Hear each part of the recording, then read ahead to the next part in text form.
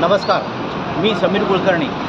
आता गेल्या काही दिवसांपासून मी पाहतो आहे की मिनिस्टर, राष्ट्रपती आणि बाकीचे आपले लोकल महाराष्ट्रातले मिनिस्टर म्हणा किंवा ब्युरोक्रॅट म्हणा किंवा डिप्लोमॅट म्हणा, हे जेव्हा जातात तर यांचा कार आणि कारचा ताफा जो असतो तर त्याला काळी ग्लास लागलेली असते, त्याच्यावरती फिल्म लागली असते.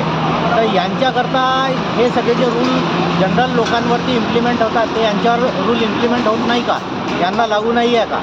आणि हे लोक साव आणि बाकीचे जनरल लोक चोर, म्हणजे ते काळ्या फिल्ममध्ये गेले तर त्याला तुम्ही गुन्हेगार ठरवता, त्याची फिल्म फाडता, त्याचे ग्लास खाली करायला लावता, त्याच्यावर त्याला पेनलाईज करता, पेनल्टी ठोकता, आणि यांच्याकरता नाही का?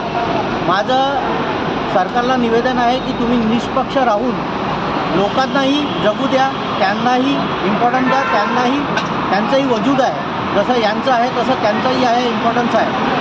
तर या गोष्टीकडे प्रकर्षाने लक्ष द्यावे व लवकरात लवकर या गोष्टीमध्ये समानता आणावी, एवढंच आपल्याला निवेदन आहे, विनंती आहे. मी समीर कुलकर्णी, धंतोली, नागपूर.